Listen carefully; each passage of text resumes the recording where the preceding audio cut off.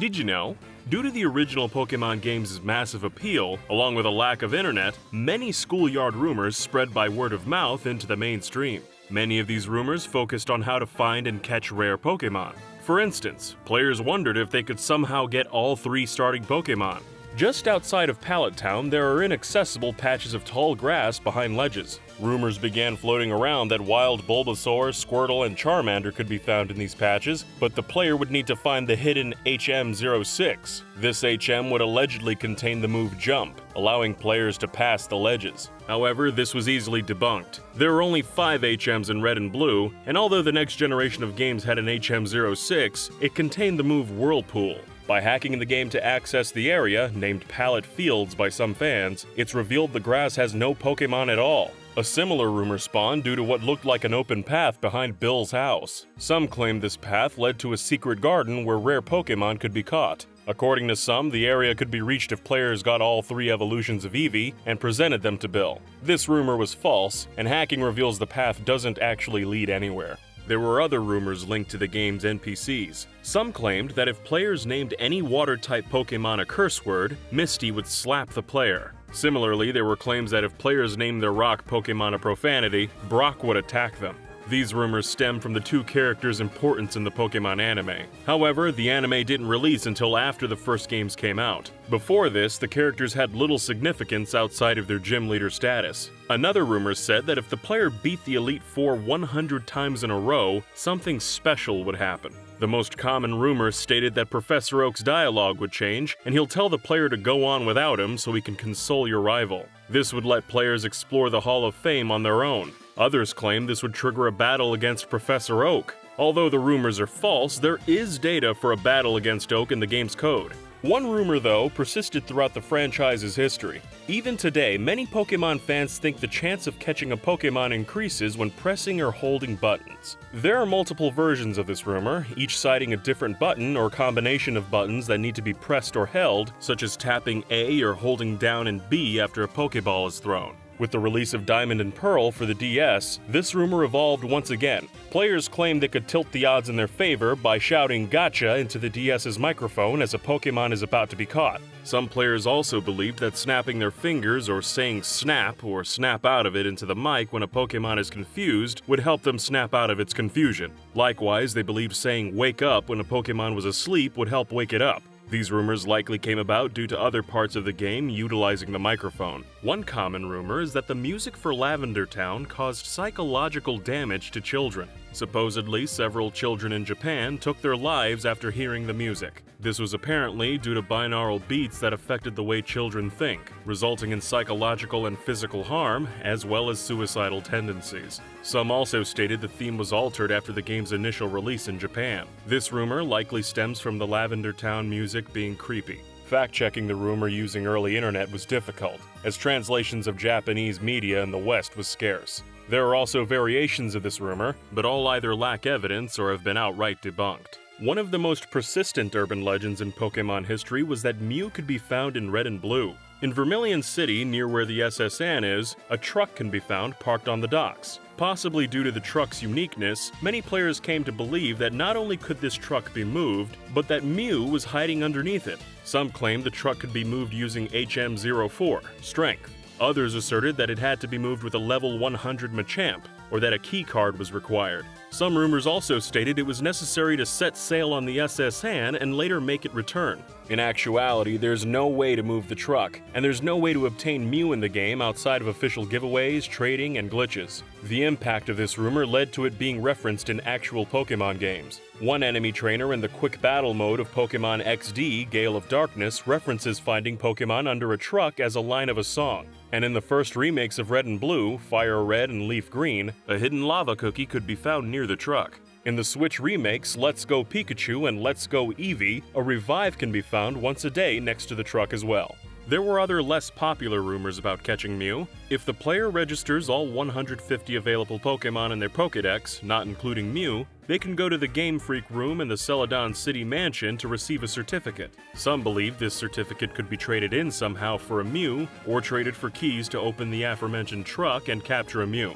Other rumors stated the Japanese game would straight up award the player a Mew instead of the certificate. Another even lesser known method said players could buy the Magikarp near Mount Moon, name it Mew, and leave it at the daycare until it's level 49. From there, Magikarp would evolve into a Mew at level 50. Clearly, all variations of these tales were false. While Mew was a real Pokemon, many rumors spread about entirely fake ones. Speaking of Magikarp, a somewhat persistent rumor said the move Splash had a 0.001% chance of landing a one-hit KO. However, Splash has no chance of hitting at all. Players were most likely mistaking the move for Struggle, which Magikarp can perform once Splash runs out of PP. In their April 1999 issue, Expert Gamer magazine shared a secret trick that could be performed in Red and Blue. The trick required players to trade a Dratini from a copy of Pokemon Red to a copy of Blue, and both copies needed a complete Pokédex of all 150 Pokemon.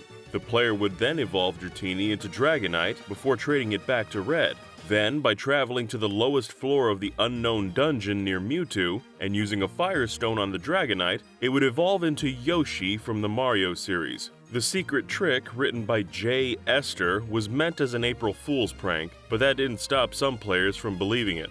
This led to further rumors that stated Yoshi could be caught using the missing number glitch. This was also false. Again, in April 1999, a Pokemon hoax was posted on Nintendo's official website. The site showed how to make Lickitung evolve into Luigi from the Super Mario franchise. Luigi was supposed to be given the 160th slot in the Pokédex and had moves Wrench, Cower, Mustache Slap, and Family Reunion, which would summon Mario and Yoshi. He was also given the exclusive Plumber typing. To pull off the evolution, players had to catch a Lickitung with an Ultra Ball and keep the Pokemon in their active party. The player would then have to go to where Snorlax was blocking the bridge in Vermilion City, turn their Game Boy upside down, and use a rare candy on Lickitung, evolving it into Luigi. Of course, this was another April Fool's prank.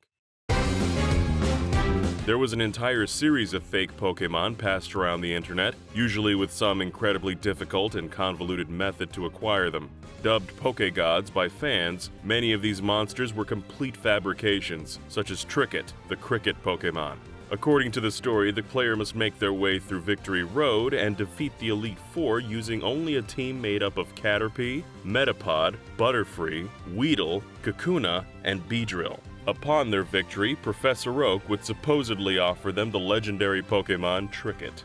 This rumor was easy to debunk, as none of the listed Pokemon were capable of learning the HM moves required to make it through Victory Road. Other complete fabrications include the Pokemon Doomsday and its evolutions Doomsday, Millennium, Anthrax, and at least a dozen more prominent fakes. Other Pokegods were said to be evolutions of existing Pokemon, such as various additional forms of Eevee. Venusaur, Charizard, and Blastoise all supposedly had evolutions known as Saposaur, Charcolt, and Raynor. These Pokemon, along with over a dozen others, could allegedly be acquired with the use of an item known as a Mist Stone. This stone was said to evolve any Pokemon in the game, but as you probably expect, the item never existed. Some Pokegods were evolutions of legendary Pokemon. Since the original games contained Mew and Mewtwo, many assumed there'd also be a Mew 3. When images from Pokemon the first movie were shown on Western websites, some mistakenly believed Armored Mewtwo was in fact a new Pokemon, the rumored Mew 3. These images were often untranslated or lacked context, which added to the rumors. Some were posted before the film was even announced in the United States. Of course, Mew 3 didn't appear in the film, but this didn't stop rumors from continuing. There were several claims that Mew 3 could be caught in the games, often by completing a near-impossible task or perform actions that deleted the player's save data. Mew 3's prevalence continued past the original games. Some believed the reveal silhouette of Lucario was Mew 3, and others thought Mega Mewtwo Y was Mew 3 before it was shown to be a Mega Evolution. Urban legends about Mew 3 have led to the creation of several fan works, such as the ROM hack Pokemon Chaos Black. And although Mew 3 is a fake Pokemon, it's been referenced multiple times in official Pokemon media. The creature was name-dropped in Pokemon the first movie, where a scientist working on Mewtwo states, "Now we can start on Mew 3. Another instance can be seen in Chapter 25 of the Pokemon Pocket Monsters manga, where Red's Clefairy has its DNA mixed with Mewtwo's. The resulting creature calls itself Mew 3. Some fans added to the Mew 3 rumors, saying the Pokegod Mew 4 also existed, but these rumors failed to catch on. Several of the Pokegods were actually just new Pokemon coming from the upcoming second generation, something that was well known in Japan but only rumored in the West. One of the most enduring Pokegods was the so-called Pika-Blue, a water-type evolution of Pikachu. Evidence of Pika-Blue's existence in Red and Blue was taken from a mistranslated line of dialogue, where an NPC remarks to the player that the Raichu that was traded to them evolved. In actuality, the Pika-Blue was just Marill, the second-generation water Pokemon. This rumor looped back around to the Pallet Fields rumors, where many alleged Pika-Blue could be caught. Several more Gen 2 Pokemon were said to be catchable with incorrect names, such as Ho-Oh, Snubbull, and Togepi, among others. Several unused beta Pokemon were also said to be obtainable, such as Pika-Flare. This Pokemon was based on fan art of a creature from the Gold and Silver Space World demo. The art was based on the unused Fire Starter that was later replaced with Cyndaquil, but since the fan art vaguely resembled Pikachu, fans assumed it was a fire variant of Pikachu. Of course, all these Pokemon couldn't be caught in the original games. Pokemon Yellow had a few rumors of its own, often revolving around Pikachu. Some fans believed that if they beat the Elite Four with only Pikachu in their party, the next time the Pokemon leveled up, it would learn Surf. This rumor almost certainly arose from the Surfing Pikachu minigame in Pokemon Yellow. The rumor may have also gotten momentum from the Surfing Pikachu Easter egg in Pokemon Stadium, which released 4 months after Yellow in America. Another rumor alleged that if the player's Pikachu was so happy that it loved them for a full 90 days straight, it evolved into a Raichu. Some also believed that if the player got the maximum score in the Surfing minigame, Pikachu would evolve.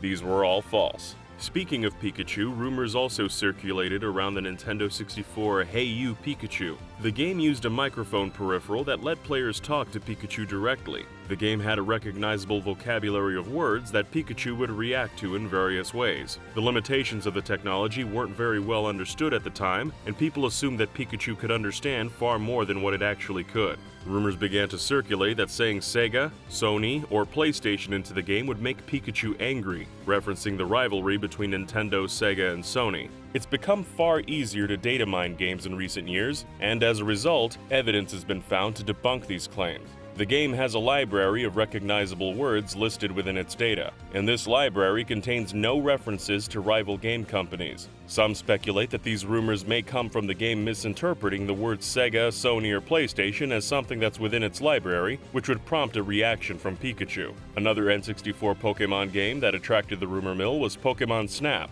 The game has 2 endings, one for beating the game, then another after obtaining Mew. However, there were rumors of a third ending if the player beat all the challenge scores after obtaining Mew. This rumor was easily debunked by just beating all the challenge scores.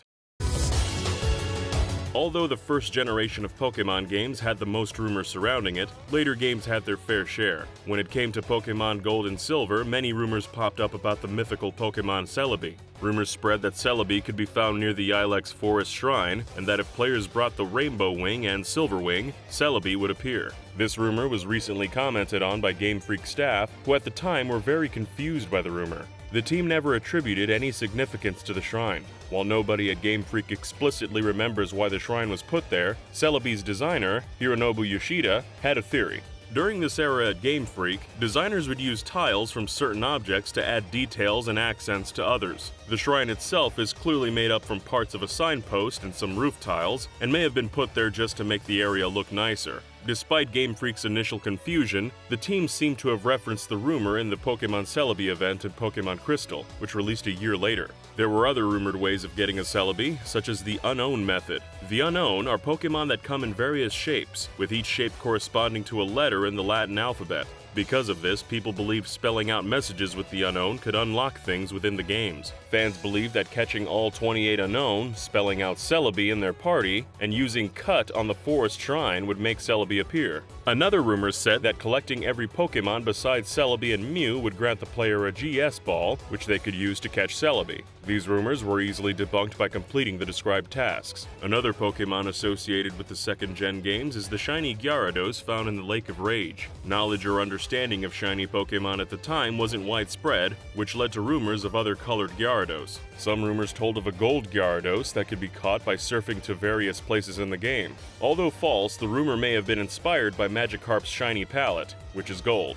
There was also a long-running rumor about Shuckle in Pokemon Gold and Silver. If Shuckle is given a berry to hold, there's a chance the berry will change into another item called Berry Juice. However, many players claim that having Shuckle continue to hold Berry Juice long enough would change it into a rare candy. The rumor continued to persist even after the reveal of the DS remakes Heart and Gold and Soul Silver in 2009. The rumor was ultimately debunked by data miners who analyzed the original games' code and found no reference to such a secret. Another common rumor was that Chansey's egg could fall off and become a Togepi. This seems to be based on nothing more than Togepi being egg-shaped and Chansey having an egg. The second-gen games also had a slew of other minor false rumors, such as the existence of an HM08 and HM09, an event to catch Mew in Gold and Silver, and a rumor that Celebi could evolve. After the release of Pokemon Crystal, several Pokemon were also featured in Super Smash Bros. Melee. One of the Pokemon that appears from a Pokeball is Goldeen, but as in Smash 64, Goldeen simply flops around, dealing no damage. However, Goldeen's trophy in Melee states Goldeen's Horn Drill is so strong that it can KO an enemy with one strike if it connects. Fans mistook this as a hint that Goldeen could also use Horn Drill in Melee. Rumors spread that there was a tiny chance of Goldeen performing Horn Drill, which would instantly KO enemy players. However, data mining has turned up no evidence of this, and such an attack has never been seen publicly. By the early 2000s, internet speeds that allowed the sharing of images and short videos had become more common. This ease of access led to many hoaxsters trying to pass off their own creations as legitimate Pokemon content on fan sites, often as an April Fool's gag. In April 2000, Pokemon Abode posted news of a 3D Pokemon game for the upcoming Dolphin system, which would later be named the GameCube. They posted 3 screenshots which they were allegedly shown at the Tokyo Game Show by Nintendo. However, these screenshots were actually edited pre-release screenshots of the upcoming PS2 game Dark Cloud. A year later, in April 2001, Pokemon Abode posted news on Pokemon for the Game Boy Advance. Nintendo had apparently revealed 3 new GBA games at the Tokyo Game Show titled Pokemon Earth, Wind, and Fire. A GameCube game that links to them called Pokemon Unite was also said to be there, and would be an online RPG similar to Phantasy Star Online. Each game had 37 Pokemon, 3 of which were shown, and new dual Pokemon, which were essentially fusions. However, this was another April Fool's gag by the site. In April 2002, other sites tried their hands at fake reveals. Pokemasters.com posted 3 Pokemon that supposedly came from Japan's CoroCoro magazine. The Pokemon were a panda that resembled an Ursaring, a hammerhead shark, and a rock creature. Later in November 2002, fake Pokemon fan art was passed off as legitimate leaks around early message boards and fan sites. The art speculated on what Ruby and Sapphire's starters might evolve into, but was passed off as real. After the release of Ruby and Sapphire, players began spreading rumors about the Space Center in Moss Deep City. Supposedly, when the number of rocket launches rose to a specific number, usually 100, players could board the rocket and ride it into space. Various versions of this rumor said that players would either go out into space or land on the moon, and usually had the option to catch either Jirachi or Deoxys or both. Although this rumor was fake, when Omega Ruby and Alpha Sapphire released, players could fly into space on Rayquaz's back, which led to a battle against Deoxys. It's possible this sequence was inspired by the rumors for the original Ruby and Sapphire. There were also rumors about Latias and Latios. Some believed they live atop the battle tower, and that if players got enough wins, they could go there and catch the duo, which were often said to be level 100. In April 2005, a Pokemon hoax fooled many thanks to its impressive art. The fan site PokemonFrance.com posted a magazine scan showing a new DS version of Hey You Pikachu. The scan showed a never-before-seen Pokemon called Korechu alongside existing monsters. Of course, this was an April Fool's, and the site later admitted it was a joke. By this point, Nintendo had officially announced Pokemon Diamond and Pearl. The internet became even more mainstream, and speeds had improved. This made sharing media a lot more efficient and resulted in a slew of online rumors and fake leaks being posted for Diamond and Pearl. The first fake Pokemon for Gen 4 were posted in April 2005. 2 Pokemon called Chisume and Uzukara were said to be featured in Diamond and Pearl and were posted on many fan sites and tripod pages. They were believed to be real by many, but in hindsight were clearly fake. After fans learned the game would feature a pre-evolution of Sudowoodo, many believed a fake scan of Bonsly was real. However, it was simply a fan's prediction of what the Pokemon would look like. Another Pokemon believed to be in the upcoming games was Chance. This Pokemon, which was thought to be a pre-evolution of Chansey, was revealed via a magazine scan of a trading card. When a higher resolution image of the card was posted, it became clear the Pokemon was fake. Its only attack translates as April Fool. In April 2006, an episode of Bulbagarden's podcast, The Bulbacast, was released. The episode revealed 10 new Pokemon names found via trademark applications, including Porygon 3 and a possible evolution of Sudowoodo. The podcast also revealed the games would have a desert-inspired region and feature a true crossbreeding feature that would produce hybrid Pokemon. They even alleged the game would feature a trading card game within it. But of course, this was all an April Fool's joke. Starting in July 2006 and leading up to Diamond and Pearl's Japanese release in September, a surprising amount of fake Pokemon were spread online. This included fake magazine scans showing silhouettes of a new Deoxys form and an evolution of Lickitung. Both of these scans were shown to be fake, as the Japanese text around them don't even relate to the pictures. Later in July, a fake Korokoro screenshot of a Magmar evolution surfaced. Electivire had recently been revealed in Japan, and this fake was seemingly trying to pass as legitimate thanks to Magmar's association with Electabuzz. From here, 3 fake sets of starter Pokemon made the rounds. There was a popular rumor at the time that the game starters wouldn't be water, grass, and fire types, and instead would be fighting, psychic, and dark types. Fake Pokemon around this time tended to follow this theme, with each rumor feeding on the last. There was also a fake trading card of an electric Pokemon called Kissanda. However, the card was quickly found to be a hoax thanks to its incorrect copyright dates. Most other fake leaks were of new Pokemon in confirmed family lines. This included a pre-evolution of Lucario and an alleged final evolution of Turtwig that's clearly the wrong size and style.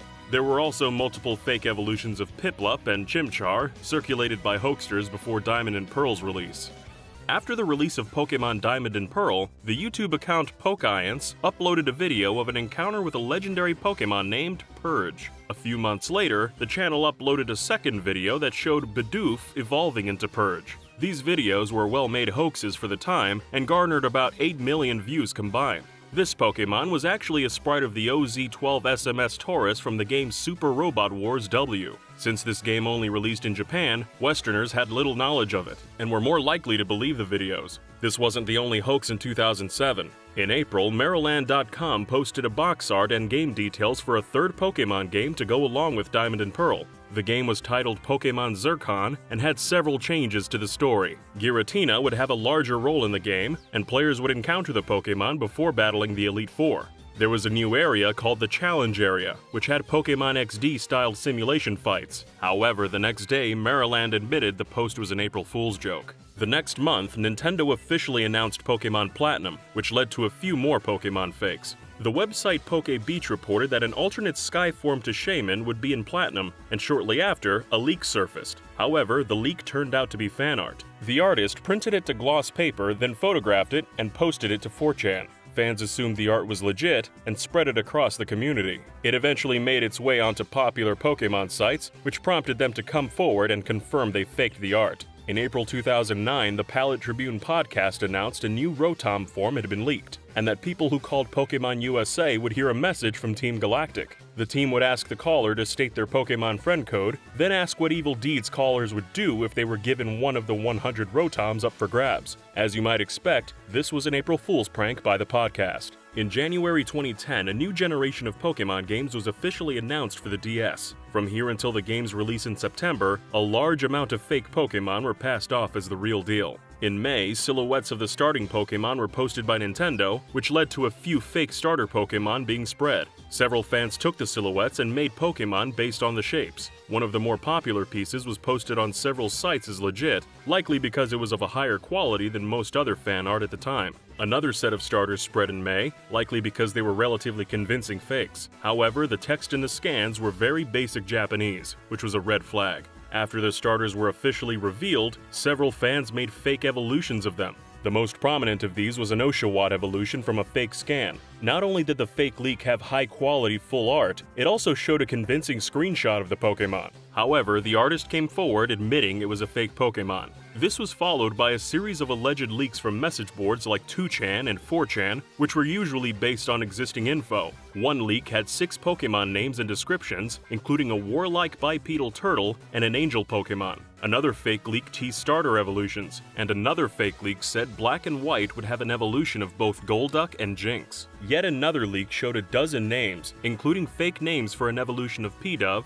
a pre-evolution of Galvantula, and an evolution of Minccino. Another rumor told how the seasons would change in Black and White. The rumor said seasons cycled on a weekly schedule. However, the seasons changed month to month in the final game. The rumor also stated the game had a new attack called Seasonal Beam, which changed type based on the season. This was also false. A fake Korokoro scan of several known and unknown Pokemon began to spread in July 2010. Many fell for the hoax, partly because several Pokemon it featured had been officially shown off a week earlier. The image included a fake evolution of Chimecho, a fake Skull Pokemon, and a fake pre-evolution of Cofagrigus. Later in August, 2 fake screenshots popped up which gained traction. People believed the Pokemon were real because Darumaka was confirmed as legit around the same time the screenshots surfaced. However, both screenshots turned out to be fakes circulated on 2chan. Shortly after this, another Korokoro scan was posted showing a mix of official and fan-made art that was taken at face value. The image contained a now infamous fake fish Pokemon called Giruja, as well as a fake silhouette of Deerling. A clue to the scan's fabrication was its inaccurate depictions of Alomomola and Pansage, which were based on a leaked image of an unfinished Pokemon toy.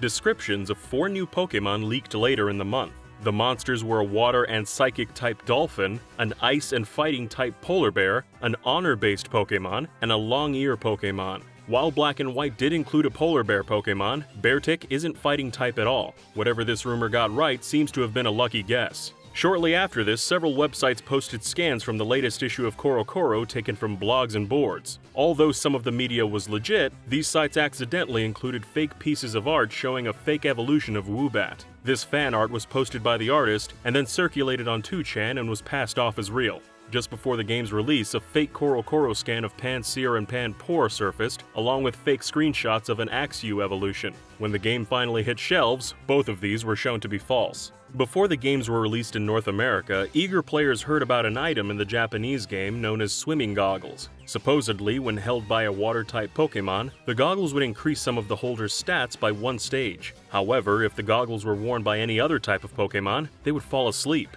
This rumor caused a mild panic in the competitive fanbase, as such an item could potentially create an unbeatable strategy. When the game released in the West, no such item was to be found. The game has been heavily data mined since its release, and no evidence of the goggles exists. Rumors also arose about shiny versions of several legendary Pokemon, specifically that the Pokemon Zekrom, Reshiram, and Victini can be found in their shiny forms in Black and White. Shiny sprites of these Pokemon can be found in the game's files, which led to some players believing they could be acquired somehow. No giveaways or in-game events took place, however, and while shiny Zekrom and Reshiram could be found starting in Omega Ruby and Alpha Sapphire, a shiny version of Victini has never appeared officially in a Pokemon game. The presence of their shiny sprites in Black and White was just a failsafe to keep the games from crashing if someone hacked a shiny version. In January 2011, GamingUpdate.com reported that a new Pokemon game was in development for the Wii. While at CES, the website staff apparently met a Nintendo representative that mentioned a Wii title similar to Gale of Darkness, and speculated if it'd connect to Black and White. The site elaborated, saying the game would be a cross between Gale of Darkness and Battle Revolution. However, no such game was revealed. In April 2011, rumors surfaced about an actual remake of Gale of Darkness for the 3DS. That month, Dengeki Nintendo Magazine announced a new Pokemon game would be revealed in May, which hyped up the fanbase for a big reveal. A few days later, a reader of a 3DS blog sent in magazine scans announcing Gale of Darkness for 3DS. However, keen-eyed fans pointed out a few oddities in the scans. Some of the Japanese was unusually worded, and the 3DS model in the images was a pre-release model from E3. Immediately after, more images surfaced. The images showed a Pokemon Mystery Dungeon game focusing on Pokemon from Black and White. Again, fans pointed out that the Japanese in the scans was out of context, debunking the images. After Black and White had released, fans speculated on a potential Pokemon Gray version. Every generation of Pokemon up to this point had a third game release that combined aspects of the previous games and made improvements. However, in February, a Pokemon rep told Spanish outlet Meristation the generation would end with Black and White. But Nintendo registered PokemonGray.com a few months later. This seemed to confirm the game's existence to fans, but domain purchasing is sometimes done to protect an IP from exploitation. A month later, scans from CoroCoro surfaced that teased a new form of Kyurem, which fans took as a hint towards Pokemon Gray. However, no Pokemon Gray was released. All rumors about Gray were put to rest when Nintendo announced Pokemon Black 2 and White 2 in January 2012. Years later, Black and White director Junichi Masuda explained why Game Freak never made Pokemon Gray. Masuda told Game Informer, "The concept of Black and White was kind of these opposing forces, a yin and yang kind of thing. If we went with Gray, it would have moved away from that concept. There was far less buzz around Black and White 2 than most Pokemon games. That said, they still had rumors. In mid-April 2012, a magazine scan showing a piece of art and game sprites for 2 Pokemon was passed around several fan sites. The Pokemon were a cactus owl named Saburo and a platypus-like Pokemon called Kawanoashi. Although the scan was promising, the artist that made it came forward, confirming it as fake. A few months later, another scan surfaced showing a new form of Victini. This form would be the Pokemon's stellar form, but as you might expect, the form was absent from Black and White 2 upon release. In January 2013, an anonymous source contacted GoNintendo.com with information on a title called Pokemon Rainbow. The game was apparently a love letter to the franchise and would encompass the settings and Pokemon from the first 4 generations. As a 3DS game, it would have improved graphics with a dynamic camera, and battles apparently looked very different. The game's story would also take place at the same time as Pokemon Black and White 2. It'd have over 20 new Pokemon, including an evolution called Draconion and a pirate-themed rodent called Verbal. The game would also release alongside a dedicated Wii U app. When Pokemon X and Y were announced the same month, this rumor was essentially debunked. Curiously, it seems that Pokemon Sun and Moon's codename may have been Niji, but the game has no resemblance to the original rumor and is likely unrelated. After the announcement of Pokemon X and Y, artwork of a new Pokemon appeared online. Named Kaenchu, from the Japanese word Kaen meaning flame, it was supposedly a fire-type evolution of Pikachu. Images of Kaenchu quickly became popular on Japanese social media, being retweeted thousands of times and becoming the number 4 trend on Yahoo Japan. Shortly after this, the Pokemon was shown to be a prank from members of the Japanese message board 2chan. A month later, a CoroCoro scan made the rounds showing 2 new Pokemon, a bird and a worm. Although the art in the scan was convincing, the Japanese text was fairly poor, showing it was fake. Shortly after, another scan popped up of 3 new Pokemon, including 2 dinosaurs and a ghost. A few days later, more scans surfaced showing new Pokemon and the player characters. While the scans were generally easy to disprove thanks to the art, a full scan of the male player character fooled many. The scan was posted on several sites as a legitimate leak, but was ultimately shown to be fake. March 2013 saw a large amount of fakes. Early in the month, an image of Heracross and Pinsir pre-evolution circulated, but the creator of the image admitted it was fake. This was followed by a scan of 2 new Pokemon, as well as different form of Pikachu and an evolution of Farfetch'd. However, this scan had incorrect Japanese and was shown to be a forgery. Naturally, one fan created fake evolutions of X and Y starters. These were posted on several forums and social media. Another scan showed up shortly after, featuring a Jynx evolution called Rugiria. At the end of the month, an image leaked showing a trading card of Chespin's final form. However, this image was edited. The original showed a Teddiursa and an Ursa ring. April 2013 started off with an obviously fake scan of a light-type Griffin Pokemon, followed by a fake evolution for Sableye, complete with inaccurate Japanese. A pre-evolved form of Drowsy was also posted on several blogs and social media as legit leak, but the image turned out to be a fake from 2chan. A few days later, another scan featuring an Absol evolution went viral on Reddit, but this also turned out to be fake. In June, a rumor popped up on 4chan from someone who apparently knew a marketing supervisor for Pokemon. The anonymous someone said X and Y would have a new flying/fairy-type Pokemon called Elveny. They also said that Dunsparce, Mawile, Stantler, and Sableye would get new evolutions, and also gave a false description for Pangoro, a Skelp evolution, and incorrectly said Clauncher would evolve twice. They also said the second gym leader was named Kale, and used fairy types. Shockingly, the rumor was entirely false. In July, concept art for a Fennekin and Chespin evolution was posted on several message boards. Although convincing, the designs were shown to be from DeviantArt, and seemed to be inspired by other fan Pokemon and Digimon. A popular scan showing an evolution of Skrelp leaked the same month. However, this was also shown to be fake.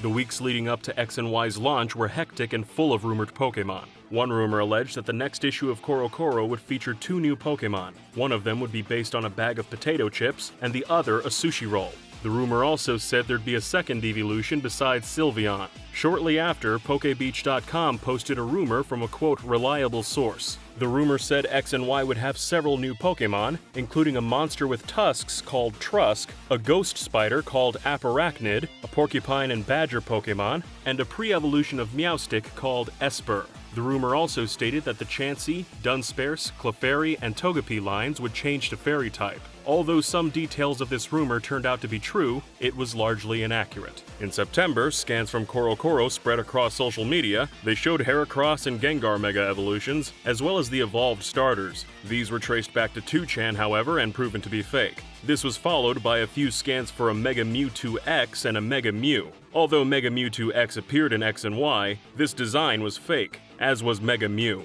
Around the same time, images from a magazine showing a bug and flower Pokemon made the rounds on social media. They were followed by a Mega Banette silhouette, all of which were fake. Just 2 weeks before X and Y's release, images of a mink-based Pokemon popped up on 4chan. The art was consistent with both the title's promotional art and in-game graphics, and was largely considered genuine. However, an artist came forward the next day showing how they made the hoax. After X and Y's release, there were rumors of a Pokemon Z. In May 2015, many Pokemon fans misunderstood an update from the Japanese site Pokemon Line. Fans used inaccurate tools such as Google Translate to view the site, which caused the misunderstanding. Pokemon Line mentioned a rumor that Pokemon Z would be announced in an upcoming issue of Famitsu, but fans thought the site was confirming Pokemon Z's appearance in the magazine. When the next issue of Famitsu was published, there was no Pokemon Z. In January 2014, DualPixels.com reported a rumor about new games called Pokemon Plus and Minus. They would take place in a region based on Southeast Asia and focus on themes of tradition versus exploration. The story's villains would be a team of religious zealots who believe the protagonist's best friend is the reincarnation of a chosen one and want to sacrifice them to awaken the game's legendary Pokemon.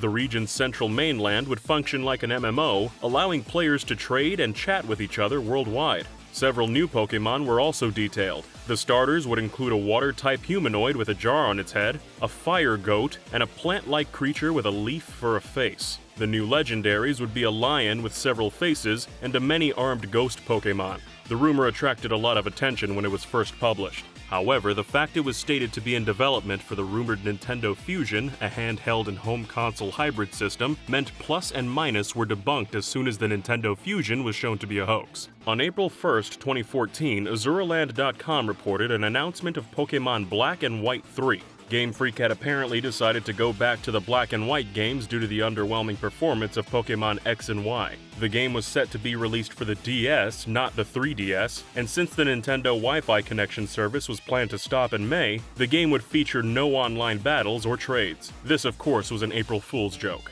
In May 2014, Nintendo officially announced remakes for Pokemon Ruby and Sapphire. Shortly after, a magazine scan showing Groudon, Kyogre, and Rayquaza fusing into a single Pokemon showed up online. Around the same time, a scan showing Rayquaza fused with Palkia and Dialga from Gen 4 also popped up. These of course were fake, but were taken at face value by some fans. With a new game being announced, several artists drew up examples of Mega Evolutions for their favorite Pokemon. However, some of these evolutions were passed off as legitimate leaks. One prominent image showed a fake Mega Sceptile, and another showed a Mega form of Klinklang. This second fake scan was a parody, however. The Japanese text translated as, "I bet you can't even read 2 words in Japanese," and "eat this bullshit up." On April 1st, 2015, Azuraland.com announced Pokemon Zero and Infinity with an accompanying teaser trailer. At the same time, PokeJungle.com announced Pokemon Temporal Diamond and Spatial Pearl also with a teaser. These were, of course, April Fool's jokes. It wasn't until February 2016 that Pokemon Sun and Moon were announced, sparking more rumored Pokemon. In March, a collage showing 9 Pokemon was posted on message boards. The art apparently came from a 4chan thread that was deleted by the site's staff, which added to its legitimacy. These were followed by a sketch of 2 Pokemon, a moth, and what appeared to be a grass-type bird.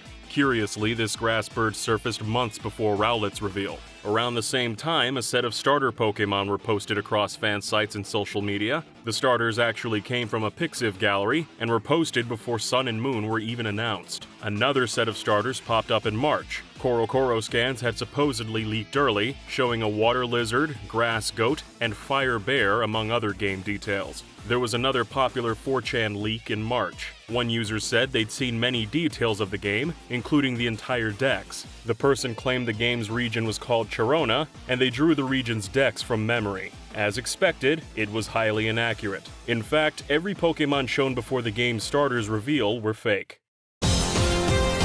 On March 30th, 2016, PokeJungle reported on supposed leaked images from a Pokemon Company presentation that had surfaced on Twitter. Among the slides was info on Pokemon Go and Pokemon Shuffle, as well as a new version of Pokemon Dash for mobile. A few days later, PokeJungle came clean, admitting they'd faked the presentation and screenshots of Dash themselves as an April Fool's. In late April, designs for 3 starter Pokemon popped up on 4chan. The designs were surprisingly close to the actual Sun and Moon starters, being a grass bird, a sea lion, and a fire cat. However, they were debunked when Sun and Moon's first trailer dropped. Shortly after the reveal, a Japanese artist drew evolutions for the starters. This art was taken out of context and passed off as a legit leak on social media. In June, a rumor emerged about the possibility of Sun and Moon giving Pokemon 5 move slots instead of 4. A member of Reddit noticed an E3 screenshot had 5 lines in the moves menu, suggesting 5 moves. However, the 5th line was for hold items. Another set of fake starter Pokemon made the rounds in June, but these were disproven fairly quickly.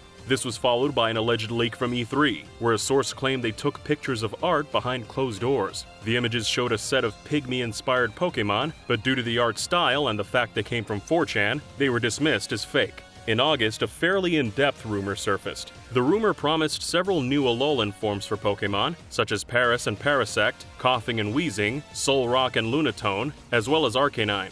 These details, along with most other info in the rumor, turned out to be totally inaccurate. This rumor was followed by fake art for 3 new Pokemon: a fighting lobster, a haunted snowman, and a Pokemon that was an evolution of a previous fake which was yet to be debunked. Another leak showed a manga panel for Rowlet's evolution, but this was also fake. When Rockruff was revealed in Korokoro, the magazine showed the Pokemon's 2 evolution paths. The magazine also said the starting Pokemon would also have a secret. Because of the context of the statement, fans assumed Sun and Moon starters also had 2 final forms for each Pokemon. However, this was a misunderstanding fueled by a few mistranslations, and clearly not the case. The weeks leading up to Sun and Moon's release saw lots of rumors about Alolan forms. 2 back-to-back rumors popped up on 2chan, claiming Korokoro would reveal a fighting-type Alolan Ekans and Arbok, as well as an Alolan Electric/Fairy Electabuzz, and a Fire/Grass Magmar. When Korokoro released, these Pokemon were nowhere to be seen.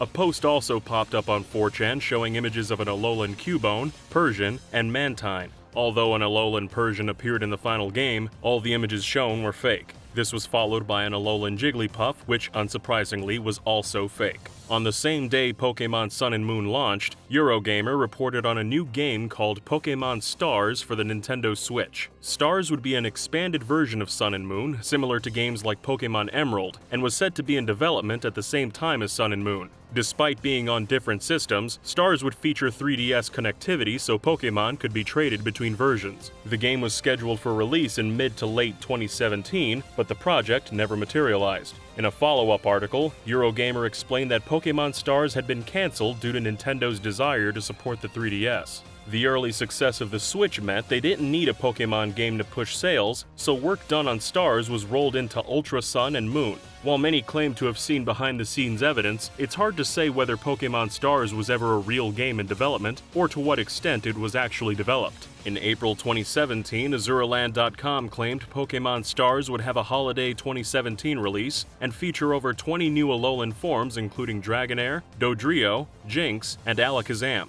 They also said Stars had a new story featuring Necrozma. On the same day, Brazilian fan site Pokemothim.net also reported on Stars. They claimed Stars was set 5 years after Sun and Moon, and that gyms would make a return, as would the Sevi Islands. However, both of these updates were April Fool's jokes. After Ultra Sun and Moon were announced, hopes of Pokemon Stars were squashed. This didn't stop rumors about new Pokemon, however. In October 2017, a popular rumor spread stating several Alolan forms would be added to Ultra Sun and Moon.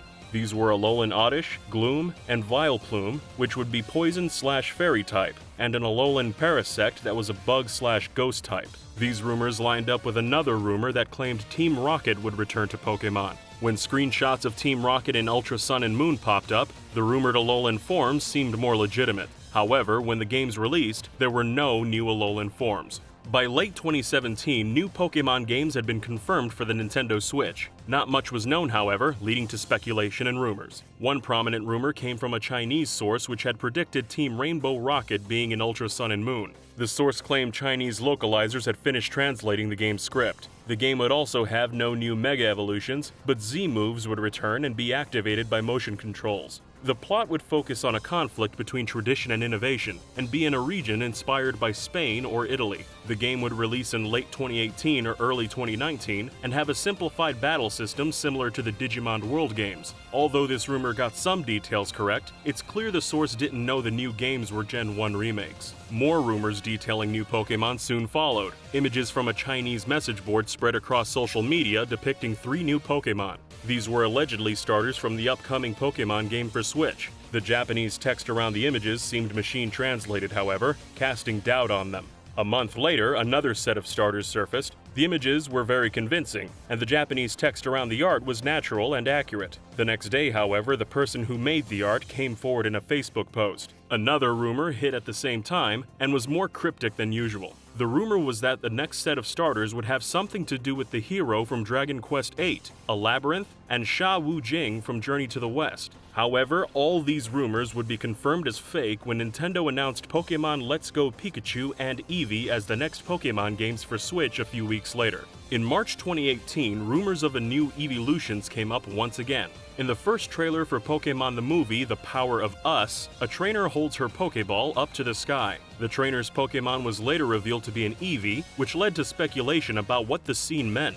Some fans assumed a flying Eevee would be revealed. Shortly after, merchandise for the film was marketed with blocked-out spaces, presumably covering a yet-to-be-revealed Pokemon. However, no new Eevee form appeared in the movie. In May, 2 popular rumors emerged on 4chan. The first rumor said the Let's Go games weren't remakes and took place in a completely new Kanto. It also said there'd be new Pokemon and new forms for non-Kanto Pokemon. Pikachu and Eevee were said to have new evolutions. Pikachu could evolve into Gorochu, and Eevee would get a normal type evolution.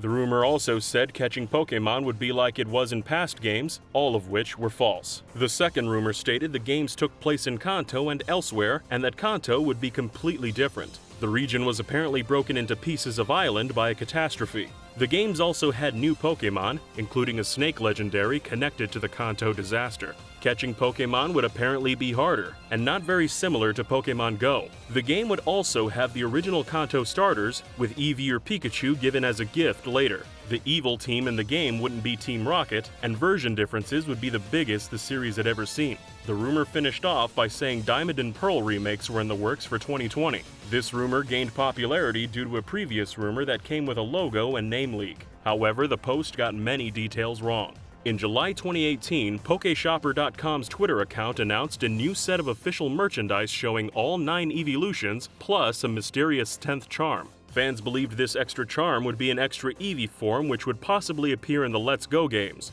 Weeks later, however, this 10th charm was revealed to just be Pikachu and Eevee together. Another Eevee rumor popped up soon after. A promotional video from 7net Shopping showed a steel case pre-order bonus for the Let's Go games. The case's art showed elements relating to Eevee's various evolutions. Some fans believed the dark crystals at the bottom of the case didn't match up with any of Eevee's evolved forms, and wondered if a new Pokemon would be announced. However, this crystal was there to represent Glaceon's ice typing, and was likely made gray to stand out against all the blue and purple already in the image. Another rumor just before Let's Go's release stated each game would have a different champion, red for Pikachu and blue for Eevee. A new small pink whale Pokemon could be received by connecting to Pokemon Go, and players could be other trainers like Sabrina in the online hub by beating them in the campaign. Upon release, this was proven false. Another 4chan rumor surfaced around this time. The poster claimed to have images of Meltan's evolved form, which had never been seen at the time. The quality of the image made the rumor questionable.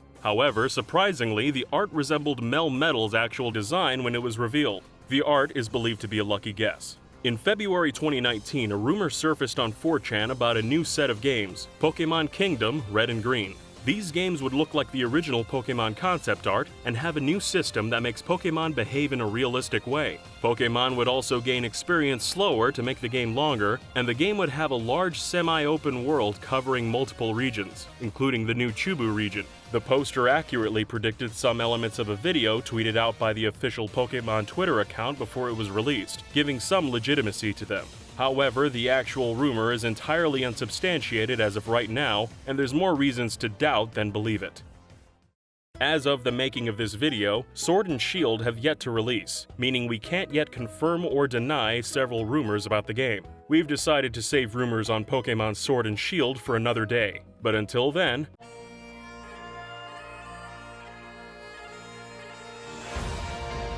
did you know? Sword and Shield weren't originally going to have Pokemon roaming around in the wild. The Galar region was going to have a wild area, sure, but it was just going to be a big empty route. For the first few years of development, it was all random encounters in tall grass. But less than a year before the game's released, Let's Go Pikachu and Eevee hit store shelves, and Game Freak saw how much fans loved the overworld Pokemon. According to Sword and Shield's director, Shigeru Omori, they worked extra hard to implement the feature before launch, and had to completely rebalance Galar to get it to work. The final games used a mix of both roaming Pokemon and random encounters. According to Omori, they used both to satisfy fans of the old games as well as newer fans who liked Let's Go. But in a much more practical sense, they went with the dual system approach due to technical challenges. Game Freak didn't know how many Pokemon they could make appear in the overworld all at once, so hiding some in the grass was a development shortcut to squeeze them in before the release deadline. Back in 2016, the Pokemon team knew that the next Nintendo console was going to be a hybrid system codenamed NX, but internally they had doubts about the hardware's future. Pokemon Company CEO Tsunekazu Ishihara said, "I told Nintendo that Switch wouldn't be a success before it went on sale, because I thought in the age of the smartphone, no one would carry around a game console." It wasn't love at first sight for series producer Junichi Masuda either. A few weeks before Sword and Shield's hit store shelves, he said instead of the Switch, Game Freak would have preferred developing for a new DS model. But Ishihara and Masuda eventually realized they were wrong and went all in, determined to take advantage of the Switch's horsepower and make Gen 8 the best Pokemon games yet. Development for Sword and Shield actually started before Sun and Moon were even finished, while Masuda and Omori were on a promotional tour in the United Kingdom. The UK's strength seemed to be a good fit for what they hoped would become the series' strongest entries. According to Omori, in terms of sort of historical industry development, the Industrial Revolution, and also in terms of the modern day, things like sports, the UK is historically quite strong in those aspects as well. So when thinking of the strongest Pokemon games, the UK came to mind as a really suitable area to base it on. Omori traveled around the UK sketching early concepts, like this drawing he made for Galar Pokemon Centers. He jotted down some notes in Japanese, so for your convenience, we've translated all the concept art in this video into English. In older games, NPCs just kinda stood around in Pokemon Centers for no discernible reason. So for Galar, he wanted Pokemon Centers to look like typical UK pubs, which gave people a believable reason for being there all day. Well, that's what Omori said, but Pokemon Centers in the final game didn't end up looking nearly as pub-like as his concept art. Omori also visited Windermere, where he was inspired by the town's atmosphere, countless sheep, and walls of stacked dry stone. He drew this sketch that ultimately became Postwick, so we suppose you could say Sword and Shield's hometown was based on Windermere. This other sketch Omori made in the Lake District ended up as Route 2, and while he was there, he heard a legend that catching cotton balls floating in the air could bring good fortune, which was used to create Gossifleur. Later, he took a train through the English countryside and made this art of the lakes and towns he saw in the distance, which served as inspiration for the wild area, as well as the train riding scene at the start of the game. Omori and Masuda later brought on James Turner, an Englishman who happened to be the only non-Japanese member of the Pokemon design team. James got his start in spin-off games like Pokemon Coliseum and Gale of Darkness, then moved up to working on the mainline series starting in Gen 5. He's actually the only person that worked on the Ore region games and the core series. Galar's based on his homeland, so they promoted him all the way to art director. James drafted much more detailed concept art of patchwork farmland, sheep, and English-style homes, which the team used to build the Galar region. He also made this artwork of a stadium TV broadcast. And with that, much of the game's UI was based on the typical flat design you tend to see on sports channels. According to James, only 2 or 3 out of every 10 Pokemon Game Freak drew made it into Pokemon Sword and Shield. In other words, about 300 Pokemon ended up in the trash. He said that so many designs have already been done before, that it's getting more and more difficult to come up with new ideas. As James explained it, it's like trying to park in a really crowded car park or something. You're going this way, there's a car there, you're going that way, there's a car, you're trying to find some unique space. This color scheme has been used before, this animal has been used before. You're trying to find something unique. That's important. That might have been why Sword and Shield, arguably more than any previous generation, had so many Pokemon based on the region itself. In a Japanese interview we translated, Omori said that more so than older games, for Gen 8, they did thorough research on the region's real-life flora, fauna, and culture. An example he gave was how Japanese leeks are small, but in the UK they're big and chunky, which is how Sirfetch'd was born. He also said they saw a steam engine, then drew up Galarian Weezing. Gigantamax and Dynamax forms were inspired by UK legends about giants, which persist to this day. Likewise, Stonjourner, based on megalith structures like England's Stonehenge, and Gigantamax Duraludon is the UK's tallest skyscraper, the Shard. Corviknight draws from the Black Knight literary trope, and Phalanx form a group of soldiers in phalanx formation. The Pokédex calls Boltund and Thievul natural enemies, a nod to traditional British fox hunting, and Carcoal is based on a minecart because the Industrial Revolution and coal mining began in Great Britain. A less obvious one is Runerigus, who's clearly based on runestones, which are the rocks that Vikings used as gravestones. The stories of dead Vikings are written all over runestones, and sometimes the image of an animal too. This is why the Pokédex says to never touch Runerigus, or you'll be shown the horrific memories behind the pictures carved into it. It also explains why Runerigus is ground and ghost type. It's a gravestone after all. Some fans think Gigantamax Meowth is based on the Longcat internet meme, but Game Freak doesn't have a history of making meme Pokemon. Actually, it appears to be a more British-specific reference. During Sword and Shield's development, Omori said he'd been watching a lot of Monty Python, and the Monty Python show, as well as one of the movies, both contain a classic animation where a giant cat with outstretched arms terrorizes a city. Likewise, Cantonian Mouth was based on Japanese culture. According to series creator Satoshi Tajiri, it's a representation of the Japanese proverb, "a coin to a cat." That's what Japanese people say when someone's acting like a cat with a coin stuck on his head, unable to appreciate the value it holds because they're simple-minded. It's basically the Japanese version of pearls before swine. Sword and Shield's big bad legendary Eternatus appears to be based on the Xenomorph Queen from the Alien films. That's really more of a theory of ours than a hard fact, but the case is pretty strong with lots of history behind it. We'll probably never get a solid confirmation from Game Freak, and that's kind of our fault in a way. We've covered a lot of lost Pokemon history, but this time it sorta got lost because of us. Let me explain. Over the years, James Turner made thousands of tweets, many of them when he only had a few hundred followers. Back in 2019, we went through every tweet he ever made for research purposes to get some behind-the-scenes info on the Pokemon design process. For example, he said Guzzlord is partially based on Agrajag from Hitchhiker's Guide to the Galaxy, and Vanillux was inspired by the Stay Puft Marshmallow Man from Ghostbusters. More importantly though, he said he was a big fan of H.R. Giger, the artist most famous for designing the alien Xenomorph, and that he made Naganadel to look, quote, sleek and alien, and that its original design had legs, just like a Xenomorph. Sounds a lot like Giger's alien, doesn't it? We started quoting James's old tweets, then literally the next day he deleted 96 tweets from his account, including everything we'd just copied. Our quotations got a lot more attention than his original tweets from years earlier, and it seems someone at Game Freak didn't want James sharing this kind of detail, so he purged his account of all behind-the-scenes information. As for Eternatus, it's literally an alien, according to the Pokédex. It's also poison dragon type, exactly what a Xenomorph would be if it was a Pokemon. There's a pretty strong resemblance as well. Just look at him. James also draws Xenomorph fan art and posts it online. But like we said, because of the whole tweet purge thing, we don't expect to get solid confirmation from James or anyone else at Game Freak, especially after he denied our request for an interview because of corporate rules. But the alien homages actually go all the way back to Gen 2, long before James became art director. Gligar bears a strong resemblance to a baby Xenomorph, also known as a facehugger. Gligar's beta sprite looked even more like a facehugger, and Gligar's Japanese name, Guraiga, is literally just H.R. Giger's name with an L slapped in. Giger designed the facehugger, Xenomorph, and the Queen, so it all comes full circle. Pokemon designs have been inspired by the Alien franchise for decades, and Eternatus is the ultimate manifestation of that inspiration. Perfect organism. Speaking of the perfect organism, here's what Eternatus looked like in Sword and Shield's beta build. Some more interesting James Turner tweets highlighted the theme of the Obstagoon family. Zigzagoon is a zigzag, Linoon's a straight line, and Obstagoon's an obstacle. He was the designer who made all their Galarian forms. When Obstagoon was first revealed, KISS band member Gene Simmons thanked Game Freak for making a Pokemon based on his likeness. He said he was flattered, as his kids have been playing Pokemon for decades. Game Freak never accepted his thanks or acknowledged the inspiration, maybe for the same reason all of those tweets got deleted. But the similarities are definitely striking. And the last Gen 8 design we're going to cover is Galarian Slowking, who, similar to Eternatus, was a continuation of the franchise's earliest designs. In the old magazine we translated from Japan, art director Ken Sugimori says that he likes to add a new Pokemon who's dribbling something in every generation, like Gloom dribbling his saliva in Gen 1, or Cubchoo with his snot in Gen 5. In that same historical vein, Slowking is the dribbler of Galar.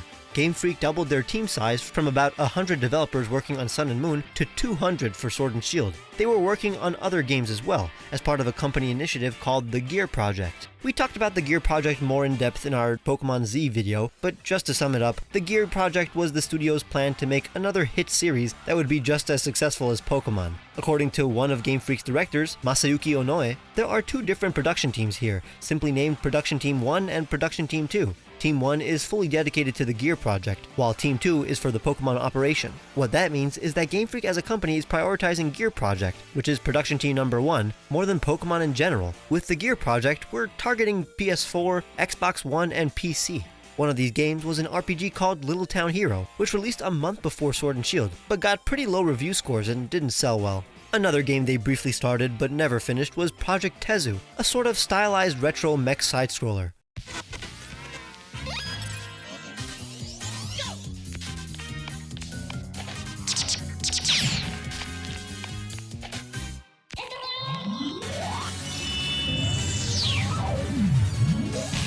James Turner tweeted out this gameplay footage, but just like all those other tweets, the footage later got deleted. Fortunately, we've already downloaded it. Some fans said Game Freak shouldn't have been making other games and instead focus 100% on just Pokemon. Many were disappointed with Sword and Shield's animations, that less than half the series Pokemon made it into Sword and Shield, and the supposedly Nintendo 64 tree textures. A vocal minority promised to boycott, and that wasn't exclusive to the West. Japanese fans were mad too. One story that sticks out is when a Japanese fan said Bayleaf was their favorite Pokemon and she couldn't wait to see it in Galar. Junichi Masuda retweeted her saying thank you. Thing was, Bayleaf wasn't actually in Sword and Shield. It was one of the Pokemon who didn't make the cut. Masuda got swamped with hundreds of replies calling him heartless, a scammer, and a psychopath. He later said those kinds of interactions with fans got him pretty bummed, but after all the Twitter criticism and boycotts, Masuda felt a lot better when Sword and Shield ended up selling almost twice as many copies as previous generations. As of this video's publication, they're still the best-selling Pokemon games for the Switch.